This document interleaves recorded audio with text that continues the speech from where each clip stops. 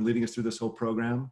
All right, is this 5 or is this 4? Five. This Five is of 5. 6. Yeah. Is this 5 of 5 or 5 of 6? 6. Okay, there's one more. That's what I thought. Yes. I had in my head that there were 5 and this was the 4th, but there's 6 and this is the 5th. Okay, that's fantastic. So we have one more after this. Terry's been leading us through this. We started off with just stress of COVID. We've done body, we've done relationships, we've done mind. And today we're going to go on to something completely different in the same vein. And so she's been doing this for a long time. It's called Mindful Stress Management. She's certified MBSR. That's a mindfulness-based stress reduction instructor from UMass Medical School, Center for Mindfulness, certified stress mastery educator. And we're just really, really happy that she's done this with us. And I hope you guys are getting as much out of this as I am today. Probably more than any one of these episodes we've done. I need it. So thank you very much, Terry, for being here and leading us through these exercises. You are so welcome. Yeah, I'm really glad to be here. It's always a pleasure to come back and see familiar faces. So that's really nice. So thanks to Jonathan for having me. So yeah, let's just do a pop again. For those who just arrived, you probably remember pop is pause, observe, proceed. And it's just an opportunity to let go of wherever you came from. So sitting comfortably, right where you are, as you are. No need to fix anything. And it's an opportunity to just pause. Wherever you came from, whatever stressor, conversation, you're here now.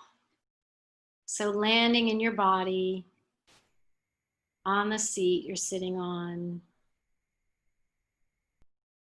welcoming yourself back home to yourself.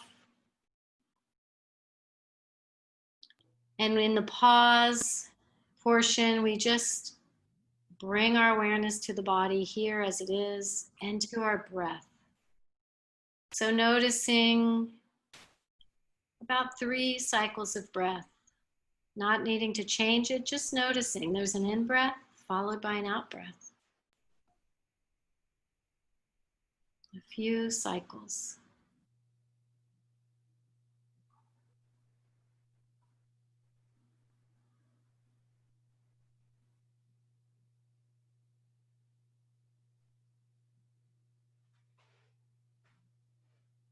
It gives our body a little chance to settle in, our nervous system a little chance to settle down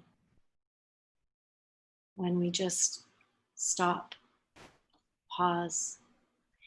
And then we start noticing what's going on. We open, we observe. How am I feeling? How's this body today? Any tightness? Tingling, warmth, coolness, sensations in the body. And we notice emotions, upset, anxiety, and maybe ease, maybe joy, whatever is there, just holding it, recognizing. If it's hard, maybe even hold it with, as you would a child, to comfort.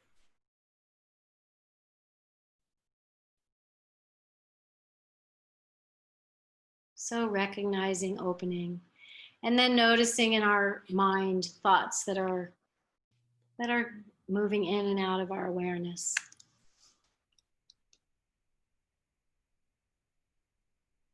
So we observe, we open, we allow, because all of this is here anyway. But when we're busy moving about, solving problems, it kind of goes buried and hidden. So now we say, it's my turn. A chance to really experience what's here. And of course, with compassion and care and kindness, as much as possible. Again, I like to think like we would for a child or a good friend. I've got you. And then we proceed. So with this just kind of connection to how you're feeling, sort of taking our vitals, so to speak. Connection, we proceed. So perhaps, and then we just move into the next moment, whatever that is. So for now, we'll be together for the next little while. And maybe as we proceed, you bring an intention. How do I want to show up for myself? Not for me, for you, but how do I want to show up for this next 45 minutes or so? And then we'll close. I think I'll ring this little bell here. Might be soothing as we come to a close.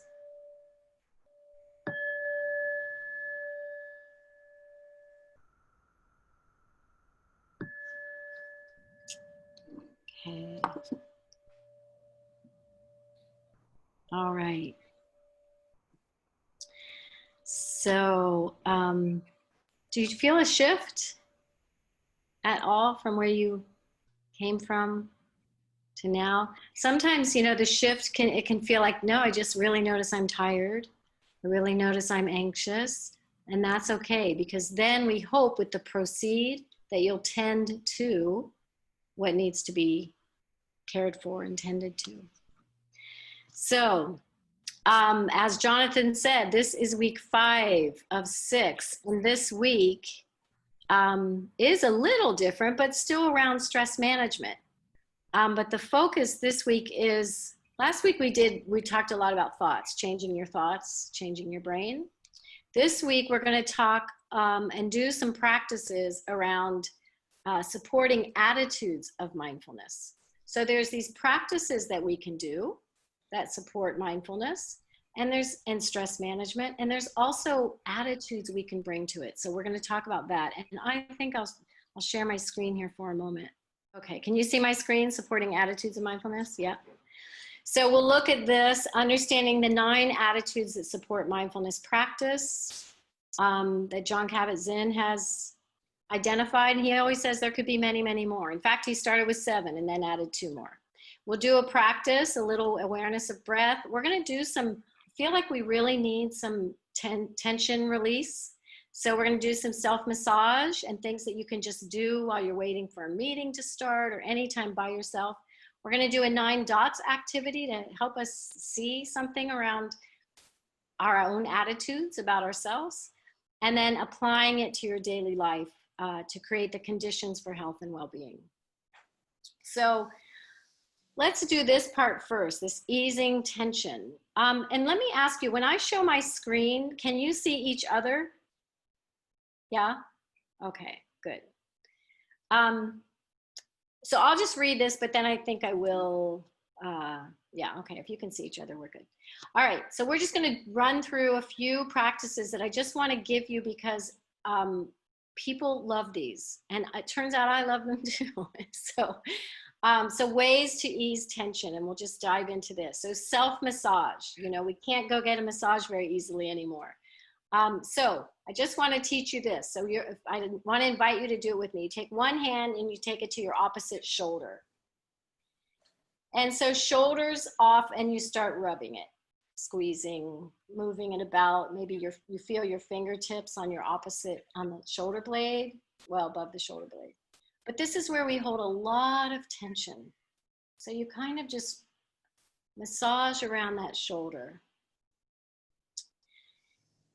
And then we're going to come down the arm, massaging the arm, the lower arm, not to the hands yet, and then go back up. Just getting a little, squeezing that upper arm, the biceps. Mine haven't gotten much work in the last 5 months. And then down again, and then back up. So you're just touching these parts of the body, waking them up, and then back to the shoulder. And then taking the other hand to the other shoulder and beginning to just feel into that shoulder. So sensing the pressure that works for you, and massaging the shoulder. And then beginning to go down the arms, the arm.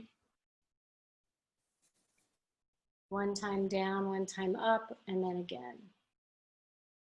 And you can spend more time on certain parts if you're like, ooh, that one, I really need that. You know your body. So you can spend a little more time there, and then back to the shoulder. And then just let your arms fall to the sides and just notice sensations in the arms, in the body. Maybe notice your posture. It's shifted at all. I can see it looks different. And for me, mine feels different. So just a little bit of touch and massaging. And then another one that you could do is just your hands, is taking, opposite thumb and massaging the palm of the hand, kind of the thumb, base of the thumb, all that. And these are, there's a lot of hand reflexology and a lot of nerve receptors on the hands, especially the fingertips, a lot of receptors. So you can massage your fingers all the way up to the fingertips, squeezing the nails. So giving your hands a little love too, because we're washing the heck out of them. So they need some, these hands, and then switching to the other side and just giving a little massage.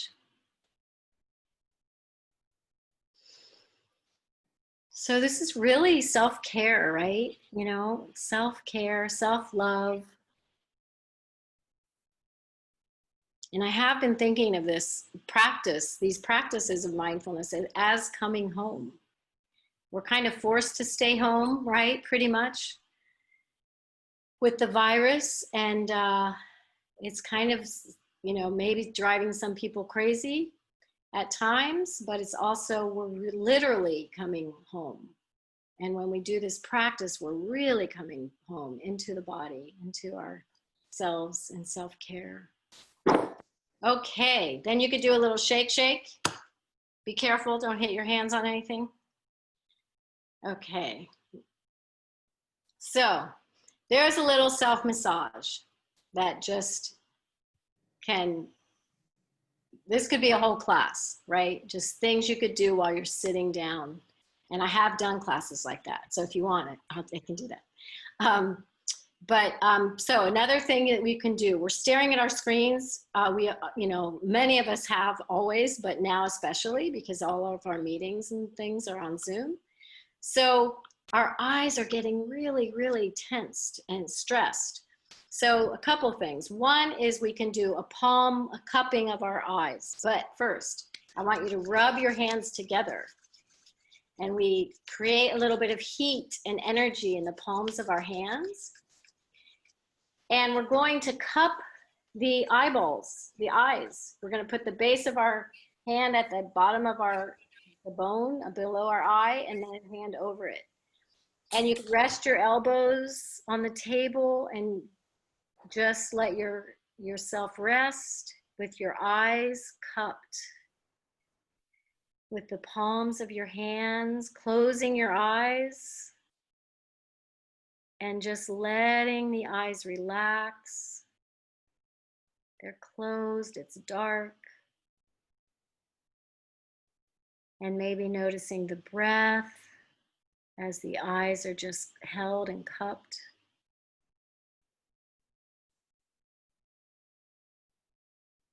Noticing warmth under the palms.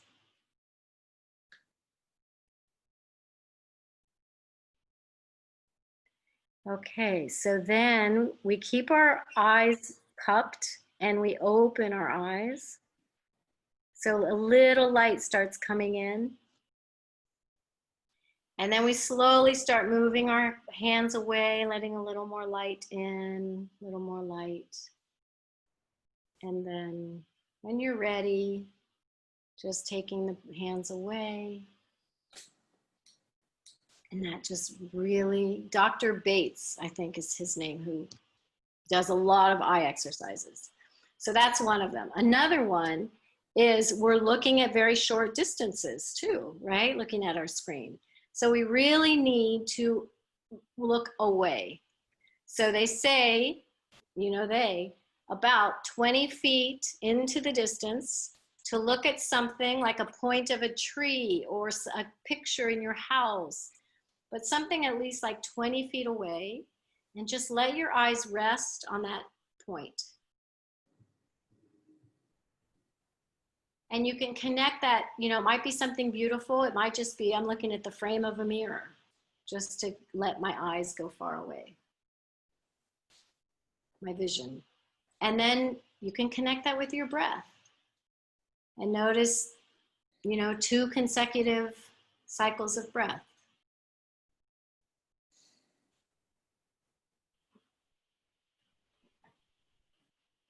And then you come back to your screen or whatever you're looking at. So that's a twofer. You look away for your eyes and you connect to the breath.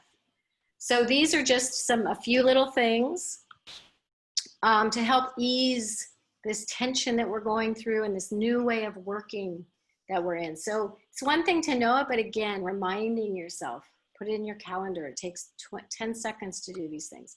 Okay, then the senses can bring us a lot of pleasure, a lot of ease. You know, we want to do things to bring some ease. So considering the senses, sounds, just maybe put on really music. It doesn't have to be soft music. If it's hard music, whatever you like. So music, ambient sounds, maybe, you know, there's things you can listen to the beach or a rainstorm or whatever it is you like. So sounds are, and then just notice, let yourself be with the sounds, the rising and the falling of the sounds, and just let it sink into your body. That could be a minute break, maybe before you go to sleep.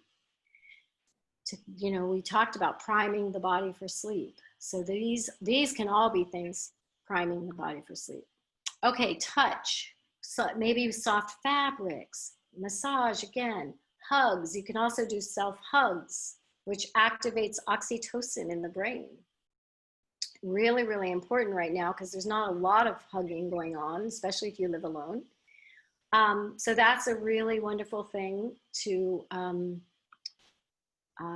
practice. Sight, taking in, you know, using our sense of sight to look at the beauty and take in beauty, and then resting our eyes, giving our eyes a break like we just did. Smells are so powerful. They say like the most powerful sense. It can remind us of memories from childhood, from way back. I just have to tell this story. My mother and I went to Italy. My grandparents are all from Italy. She had never been. We went to Italy and we were in Sicily and Taormina, eating outside on this beautiful mountain, looking at Mount Etna. And we're eating, and she was eating this fish that was cooked in tomatoes and tomato sauce. And she's eating and she starts crying. Tears, not crying, bawling, but just tears. And it's like, what, did you swallow a bone? What's going on? I said, what's going on, Mom? My father used to make this when I was a kid, and I haven't had it since. And her father was from Sicily, and that's where we were. And it was just such a, you know, such a powerful memory that it brought tears to her eyes. So smells are very powerful. So aromatherapy, I just have some props here, you know, have it by your desk. Take a whiff. It just can calm the nervous system. Sprays, lavender, I have all my props. This I love, rose water. I have no stock in this, but rose water is a really wonderful, from Amazon. I don't know from who, but anyway, smells good, organic. And then lavender, again, lavender. This is a lavender eye pillow that sometimes even in the middle of the day, I'll just lay down for like 2 minutes and use this. Also, you know, you can use it before bed. So smells, and, you know, bring these things into your life. It doesn't have to be just a stern mindfulness practice. I've got to sit to really get it. No, we want to ease the system and do things to help comfort this body, this mind. So aromatherapy, food, tea, coffee, when you're drinking it, like, oh, there's nothing like, for me, like freshly ground coffee, you know, and oh, it smells so good. So really take that in, you know, spend a few seconds with it, a few breaths with it. And then food on the tongue. So we're going to do this next time we meet. Our last meeting is going to be like everyday mindfulness practices. This is kind of leading into that, but we'll do even more next time. So, you know, even putting food first on your mouth, in your mouth, on your tongue, and don't chew it for a minute or a few seconds. Just let it be on your tongue. Okay, there's flavor. And then when you chew it, what happens? There's additional flavor. So we're going to do an eating practice next week. So I'll just tell you, but Sarah, I'll talk to you so you can remind people as you send out the email for next time. Not next week, next time. But we're going to do a mindful eating practice. So I'll ask you to bring 3 of something, 3 raisins, 3 almonds, 3 blueberries, 3 little things, 3 little pieces of chocolate. Okay, so that's for next time, but this is a preview. Okay, so taste. So all easing tension, you can do some of these things to help ease tension. All right. Now, we're completely shifting gears to go into attitudes that we can bring to mindfulness. And then we'll do a couple more practices. But with mindful practice, they are techniques, they are practices. They're not called practices for nothing. But also what supports it and fertilizes the soil of our practice are these attitudes. So I'll just go through one by one. This is from my days of teaching live and in person. But I like it. I like this picture. And so I was like, I want to use this. So beginner's mind. So we bring a beginner's mind to our sitting practice. So we'll talk about it in terms of our mindfulness practice, but it can be extended to our life. So beginner's mind, seeing things fresh, seeing things maybe anew, not just coming with our regular attitude to, oh yeah, that happens in that. So mindfulness is all about looking at our habitual patterns. So when we bring a beginner's mind, we're like, okay, let me see if I can look at that a little differently. And it opens the door to new possibilities, spaciousness with self and others. Maybe you see someone and you have, oh yeah, they always do this. Maybe see that person kind of try with the beginner's mind, even someone you've known for a long time. Can I bring a beginner's mind to this person, to this interaction? You might see something a little different. Patience is the other attitude that supports mindfulness. Patience, letting things unfold in their own time. I have these flowers growing on my balcony, and I'm telling you, they were buds for like 3 months, it felt like, but it was probably 3 days.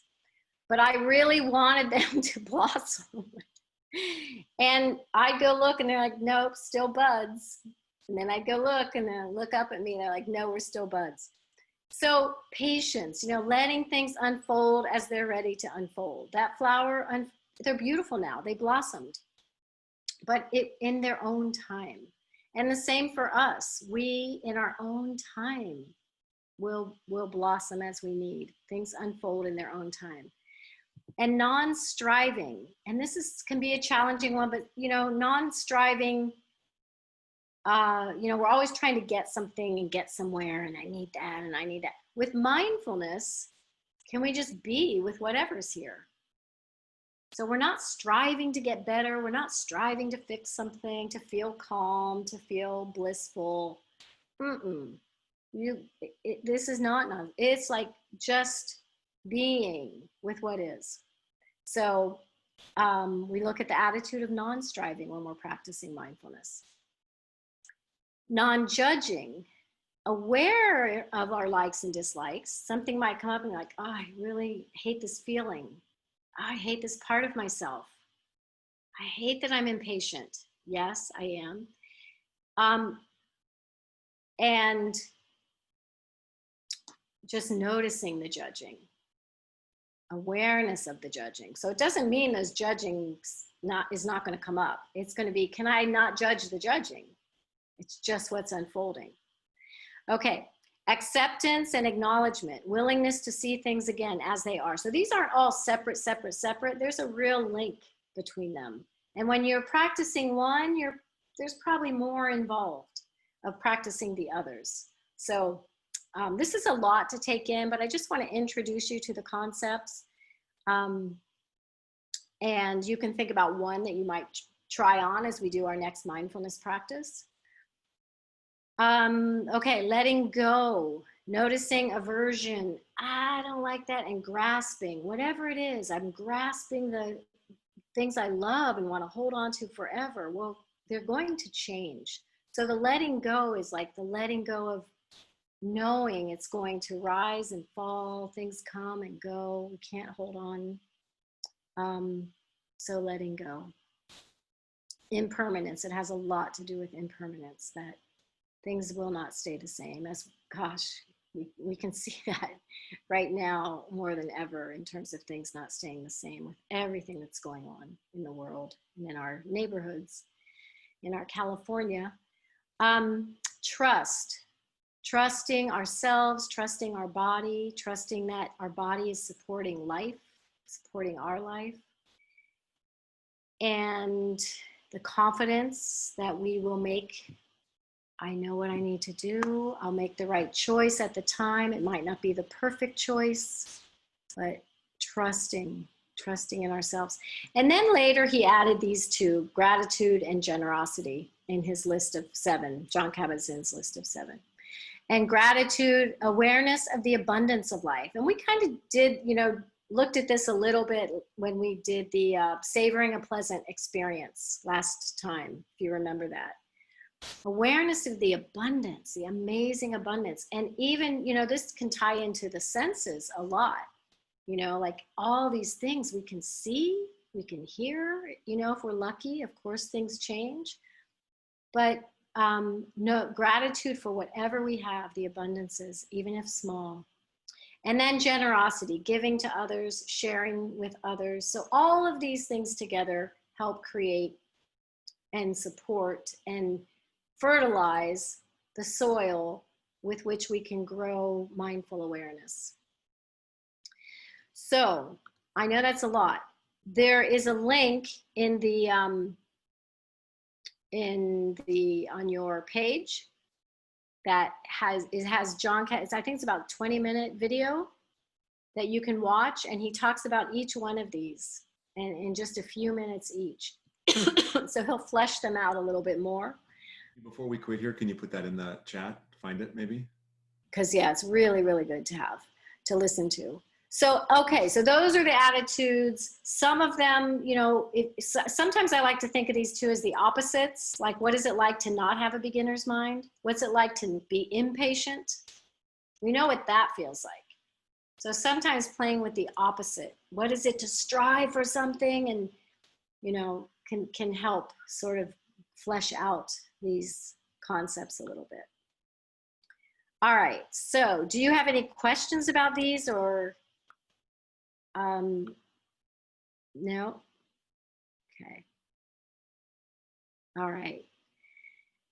Okay, does one stand out for you more than others? Like something like, I want to try, I think I could work on that a little bit. Like for me,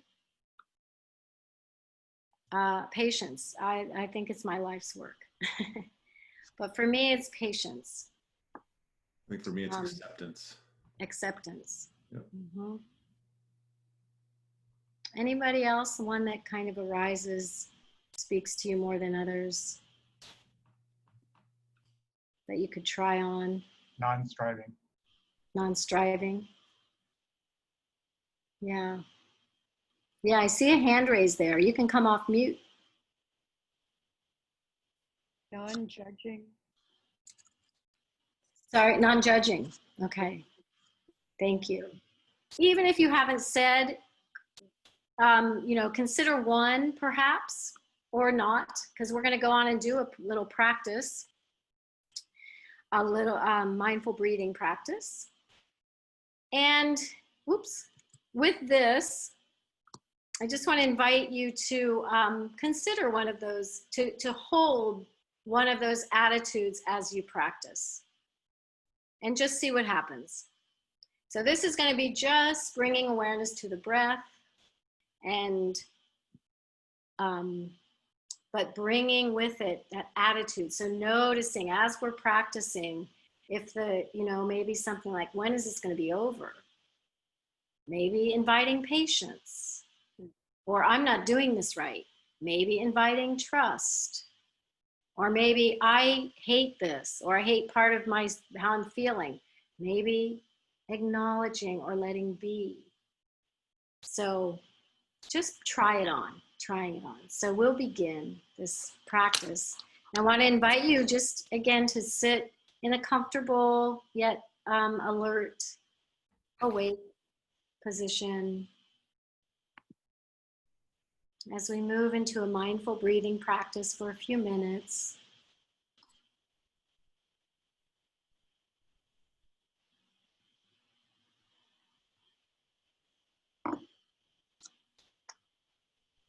And we can just begin by noticing breath moving in and out of the body. Awareness of the in-breath.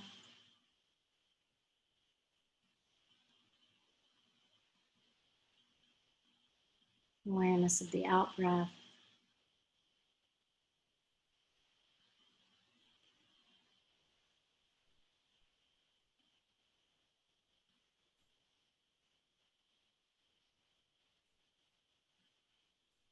You may notice the breath at the tip of your nose.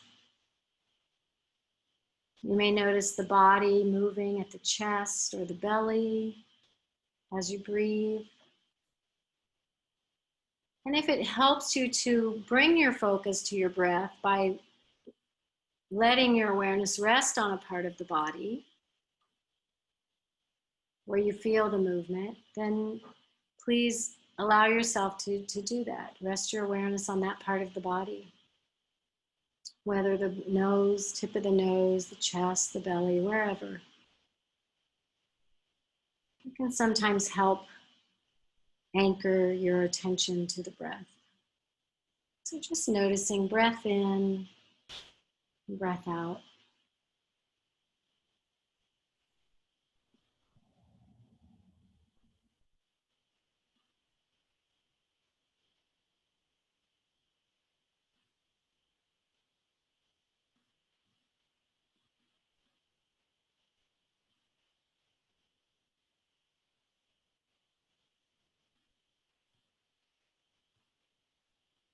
And perhaps inviting in that word from the attitudes of mindfulness that resonated with you.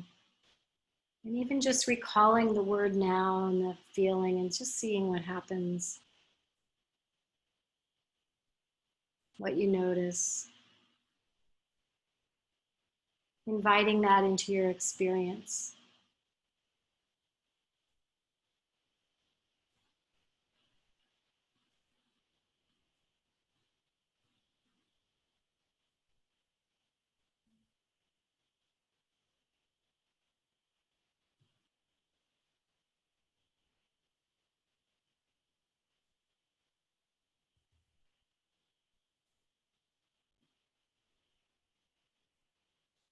And if there's no word, or that's okay too, you could just stay with the breath. And as always, eyes can be open or closed, whatever feels most comfortable and safe for you.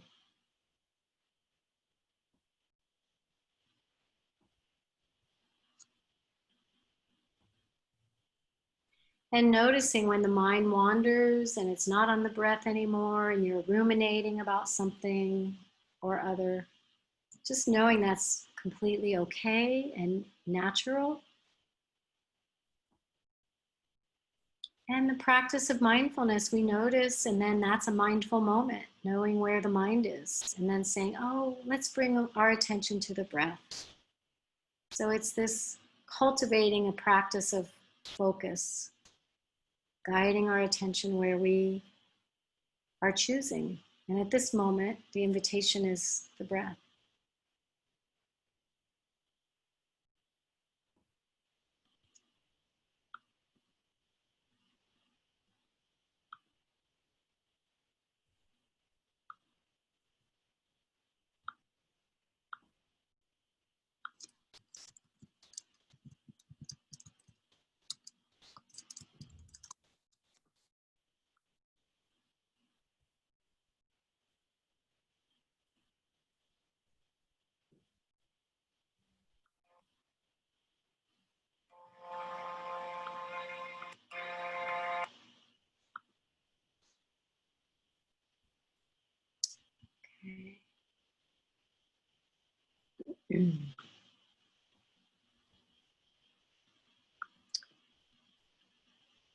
And perhaps recalling that word again, the attitude.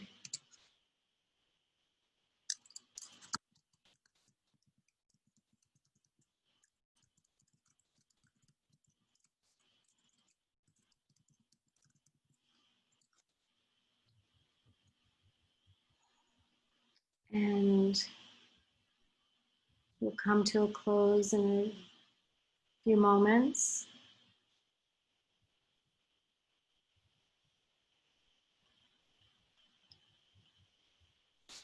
And just knowing you can come to this place anytime. We haven't created anything. It's always just right here. This reservoir right here. We just have to allow ourselves a moment. Come back home.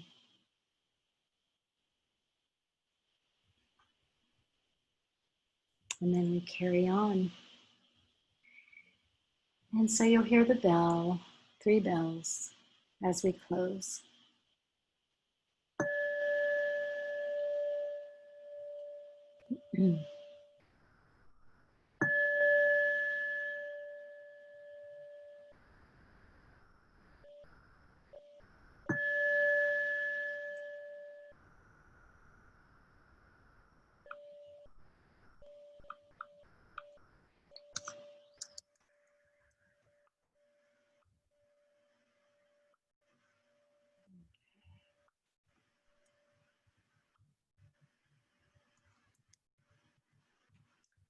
Okay.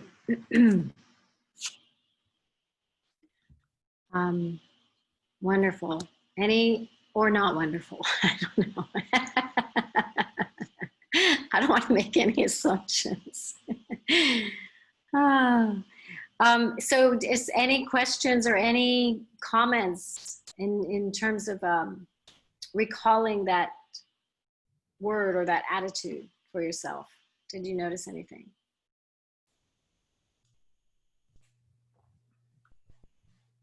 Well, for me, the acceptance is it stands out as the Buddhist practice, and it just, I didn't get my meditation this morning, so for me it gave me that chance to do that, so I appreciate that. Okay, good. Yeah. For me, I chose beginner's mind, and it's a reminder that it taps into an inner curiosity that I have about everything, and when I'm feeling good, I tap into that, and it was a reminder that was a good thing for me to tap into that, because sometimes I get caught up in striving and accomplishing, and beginner's mind was very positive for me just now, so thank you. You're welcome. I'm just here to remind people of what you already know. Anybody else?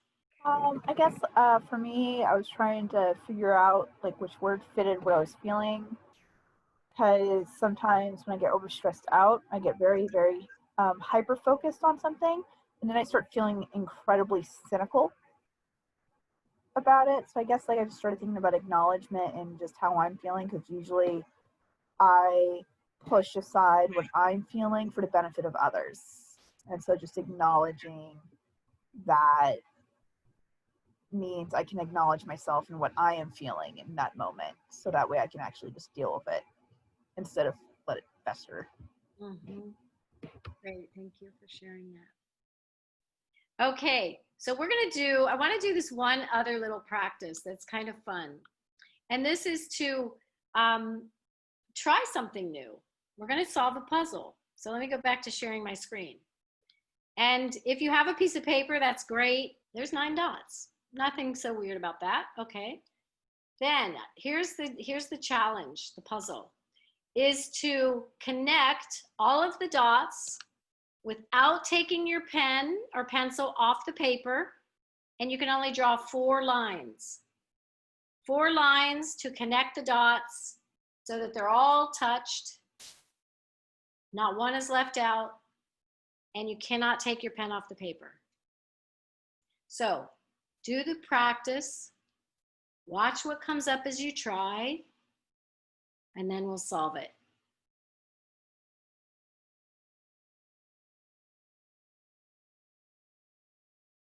And if you've seen this before, don't give the answer away.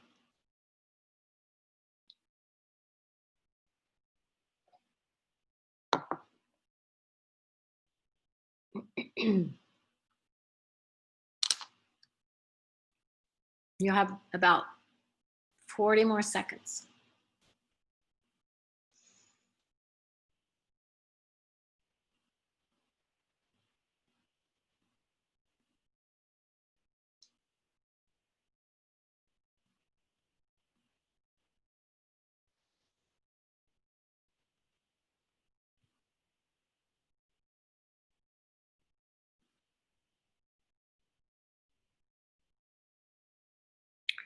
Okay, 5 more seconds. Anybody got it?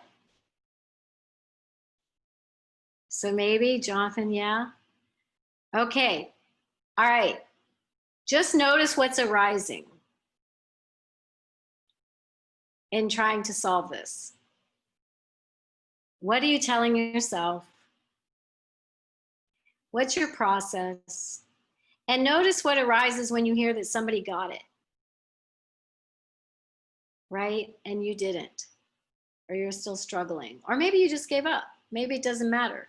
There's no right or wrong around this, but it's just notice what happens when you're trying to solve something and maybe you want it so bad. I mean, this isn't life or death by any means, but like you want to solve the puzzle. It's not coming to you. What happens? You give up? You're like, no, I got to get this. I'm going to keep trying. What do you tell yourself? So this is just kind of like becoming a little more aware of how you go about solving things. Okay, Jonathan, do you want to tell us how you did it? Oh, wait, you're muted. My brain went, nope, not possible. Must be a trick. What is the way I have to think outside the box? And then I thought maybe it's a circular line would be possible. Oh, straight line. Sorry, I didn't say that. Yeah, and then I said, okay, how about if you go actually outside the box? And so it's an arrow, and the two tips of the arrow are, there's a tip of the arrow on the top right corner, and then the other two lines go down to across the top and then down, and then the right and the left flank of the arrow are deep, and then you cross from there through the two, and then the other shaft of the arrow goes through all three diagonally. Okay, none of the lines crossed? No, one line crosses. Okay, well, I think you got it. I hated to make you suffer because I have a picture of the answer. Oh. I think that I love how you described it. So let's. An arrow. Yeah, an arrow. Yeah. So there, I mean, there's many ways, but this goes down, then it goes, like you said, outside. Yeah. 3 circles. And they do cross, you're right. Down and over. So, anybody else? Did you get that? But now you see it? Good job, Jonathan. Applause. No, seriously, because there's really not many people get it. And I know sometimes when I don't teach this for a while and I go back to my 9 dots activity, I'm like, whoa, how is that resolved? And so it is interesting, but the interesting part is, what's your process of getting there? And of course, in a way, this is the classic think outside the box, because we all think we need to stay inside those.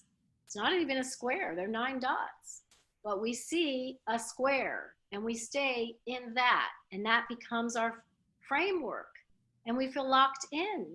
So how often are we doing that in life, where we feel we've identified something to be like that? It might be much more, and that's where like beginner's mind can help invite all kinds of potential, seeing it differently.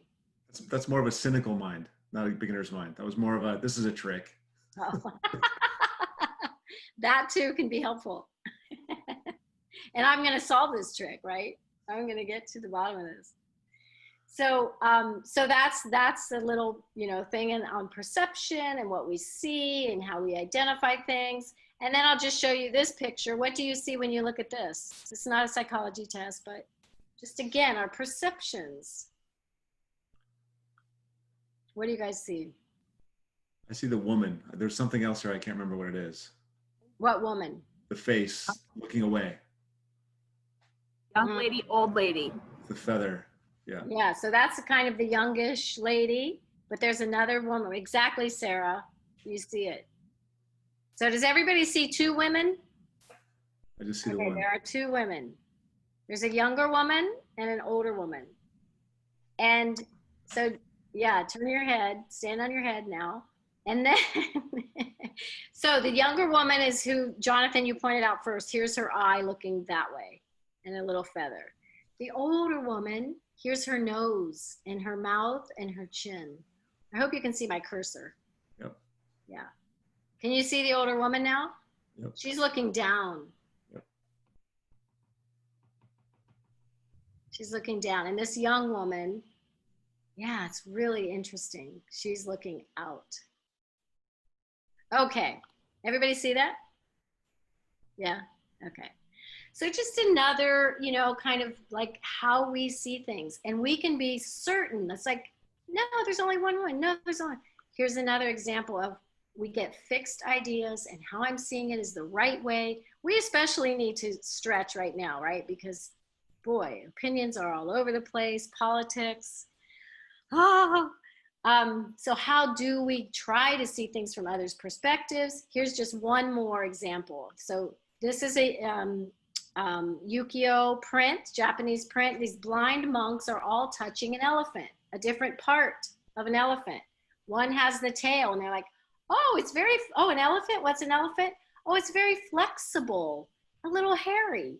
And another monk's touching the side of the elephant, says, no, what are you talking about? An elephant is like a wall. It's very solid and hard. And another, part of is touching the ear of the elephant. It says, no, it's floppy and it's not hard, it's soft. So you get the idea.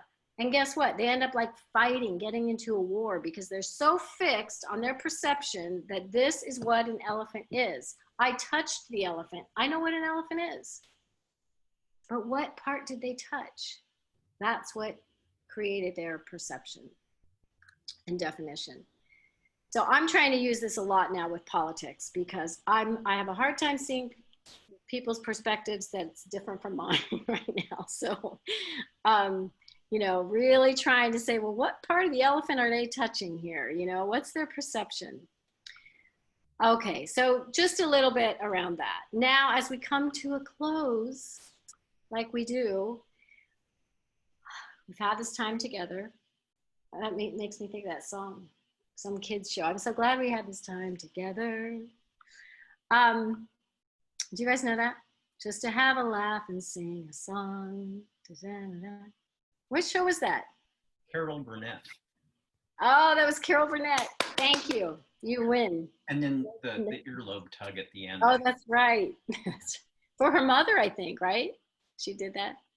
I think I read that somewhere. Yeah. I think I read that. So, so we've had this time together. You've spent an hour of your precious time. And what are you taking away? What can you say like, well, I can, even if it wasn't even covered in this, maybe it was a spark of something that was like, I really want to do that, but what can you take away? And so I want you to write that down for yourself or just think about it in your mind. And I'm just going to scroll back. I didn't want to go that far. Oh yeah. Okay. I just wanted to take you back up so you can see what we did, these practices, attitudes that support our practice, did a mindful breathing practice, we did pop, we looked at things, perception, looking at things differently. Are we in a fixed mode of thinking? Can we stretch it? And then what you take away. So, okay, so next one is when? September 4th, I believe, the last. And so bring your 3 pieces of food, blueberries, raisins, almonds, whatever, and we'll do some more fun things. And maybe Sarah, I'll ask you when you send out the notification to remind people. Thanks. Thanks, Terry. All right. You're so welcome. I wish you all well. Stay safe and healthy. And until the next time.